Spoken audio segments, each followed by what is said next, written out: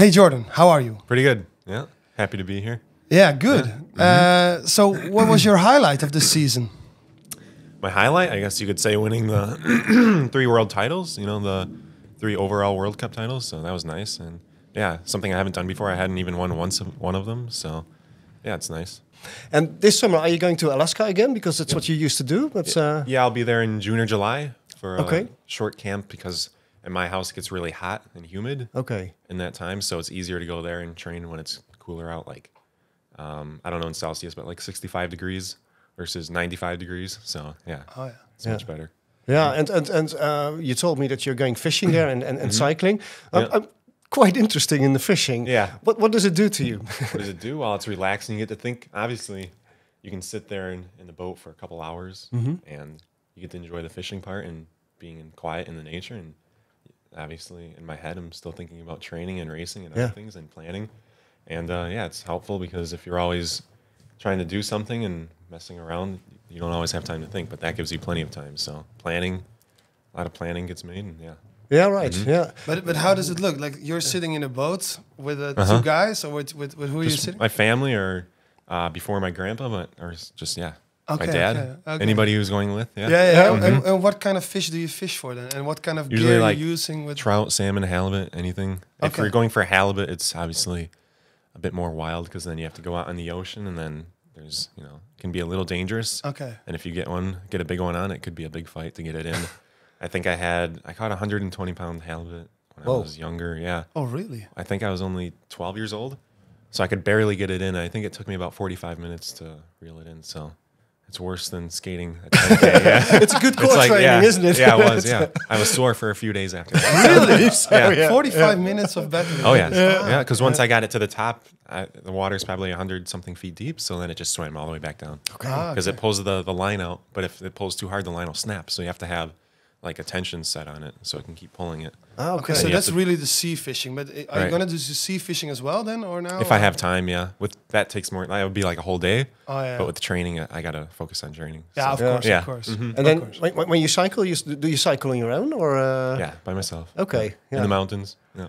Cool. On some gravel roads.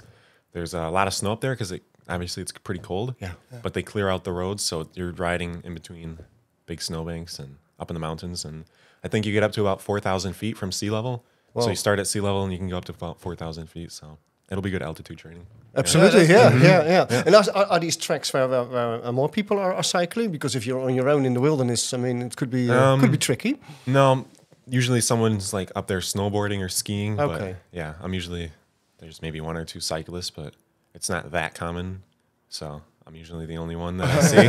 Okay, yeah. Did you have your own like track you always do or loop you always Yeah, I do? have the same loop, and yeah, it's a tough one. Yeah. One of the toughest, yeah. Okay. You chose it because it's tough, or what? Yeah, because it's tough, and it has the steepest climbs, and Okay. it's actually, when they have the gravel and there's not cars driving it because they close the roads, you just go around the gate, but then you have to ride on loose gravel. Oh yeah. And when you're trying to go up 18% Oh, climb, okay, it's, really? Whoa. it's really hard with the gravel slipping out from under your wheels, so you're going 2 miles per hour. trying And not do to you fall check over. your time when you done the loop and you're like, okay, Yeah. I got a good one. This one. No, This not is- like that, no. Okay. It varies a lot on that one. So Because I know some trainers, they have like certain parts. If you know, they come back every year at the same Oh, for sure. part to see the level of. I guess there is one part where I would go pretty hard up, but the entire thing, no. Okay. But just the first part of the climb, it's like an hour and 20 minutes. I'll time that sometimes. Yeah. Oh yeah. Just to see how I'm feeling compared to last year. Yeah. Yeah. Because you're always going back, so Yeah. you can compare it. a Right. bit. Yeah. And the past couple of years, every time I did it, I got better. Okay, So, that's good. That's good. I hope this year I get even stronger and maybe come back So when are stronger you than I gonna do did for all this? rounds. Is it yeah. like April, or are you gonna go back in Yeah, I'll April? be You're in gonna May do and this in June and July. and June Yeah. and July, and then afterwards you go to where are you gonna go? After that, I'll be at home again. Yeah, I think it's okay. better to stay at home, yeah. And you do summer camps or on ice or? On ice? No, I don't think I'm going to do summer camp on ice. We'll have ice in August in Milwaukee, I think. Okay. So that's near my home, and I can train there. Oh yeah. I'll be doing a Spain camp in Tenerife with Zanlander, Okay. Oh, Yep. okay, yeah. and then we'll plan out from there what we do next. But that's going to be an important one. So Okay. Yeah. I know. It's an important season. Yeah. Jillet Adema and Bob Corby are equally important to me. to me, Yeah, to you. I think they're Yeah. equally important. Yeah. Okay. And because you're mainly training with Bob Corby, Yep. He's writing the plan. So what is the role of Jillet nowadays? The role of Wheeler, well, he sets up camps in the summer, obviously, and those are helpful, of course. But of course, Corby's been helping me since I was 14. Yeah. So obviously, what he says goes, and that was the deal. And but Wheeler's good. He's got good ideas, and they work out together well.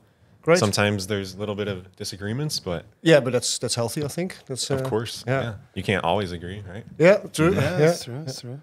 I will win a minimum of 3 gold medals on the Olympics. I can't say that. I can't say that. No. I can only hope for that. Yeah. Yeah. But I'll for sure try and be the strongest one there. Yeah. So you will go for 3 or maybe more distances, or what is your plan on that?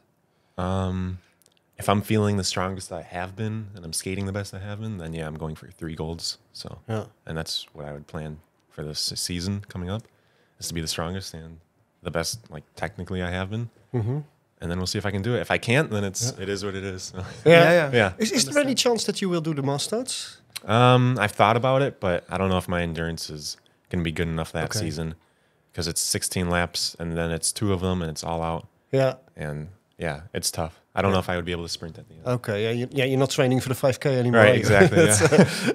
So it would be kind of interesting to see, though. Huh? I think I could keep up. If you can stick the 15, 16, it's only 1 lap to go. Well, I think I could keep up. I just don't know if I could out sprint them at the end. And I haven't done so many, so there's a lot of people, and it's different from U.S. mass starts where everybody's in a pace line and then sprinting. Now you have people spreading out, blocking the openings, and Did you ever do it? Actually, I have done mass starts. Junior World Championship. Yeah, Junior Worlds. Well, that one was different. That one was pretty easy. So But in the last years in the World Cup, what was your last one? I did one in the World Cup. It was my first year doing World Cups in Calgary, I think it was. Okay. Yeah. And that one was all right. But like I said, when people start spreading out for the sprint, even if you can sprint, you're not going to make it around them. No. And by then I was already dead. I was if I got out of the draft, I wouldn't be able to go around them anyway. Exactly. So, Probably Lubino is already gone. So But we'll see. I mean, if I do try it, it would be in the first couple World Cups, and we'll see how I feel strength-wise keeping up. But it would be kind of cool to see. It's something I have to talk about with my coach if we do exactly. Yeah, of course. But of course, we want to try and get as many medals as possible. So sure. We'll Well, 5 golds would be nice, but that would be nice. But it's been done before already. So it's already been done. It's all gold too. So it's hard to beat. The gold medal from Joep was the most unexpected thing on the World Championship. I didn't expect that at all. No. Obviously, I guess he's strong enough to do it, but all year he's been getting like 10th and somewhere around in that region. And then all of a sudden he comes out and wins. So what do you think? What do I think? I don't know. He had a great race. When I saw the time, I thought, well, I guess I'm going to go 106, because if he went 108.0, I have to go 106. But then first lap, I saw 25.0. I'm like, it's not going to happen. And then I saw I wasn't building on Martin Liv, and then I knew it wasn't going to be good. But that's also a result of being sick and stuff. But Joep, he had a really good, I don't know how he did it, but he pulled it out at the right time. And I think it's nice for him, because he had such a rough season last year and this year. Yeah, true. With crashing in the World Sprints, and then this year, knee injury. Knee injury. Yeah, bad luck. So it was nice for him to win. I've got another one for you. The biggest threat for me comes from Jenning de Bo. Do you agree? Sure. Yeah, you could say that. Yeah, he's probably the closest one when I'm at my best. Yeah. How do you get along, the two of you? It's fine. Yeah. Yeah, he's nice. He's casual. You're at the Junior Worlds. And, so you're not playing psychological games with each other? No. I think Kjeld said I was playing psychological games back in Beijing and Japan when I was saying I was fatigued for the next race, which I was fatigued. I had to race a 500 after doing a 1500 and 1000 and another 500. So, but no, I wasn't playing psychological games. I was tired. So what was Kjeld doing exactly? What was he doing? I think they were just saying I was sandbagging. Okay. But I wasn't sandbagging. Okay. He was telling that. He was telling that on television. Yeah, he's playing. Playing it. It's not true. I was in their heads, but I wasn't even trying to do it. So exactly. It was funny. Yeah.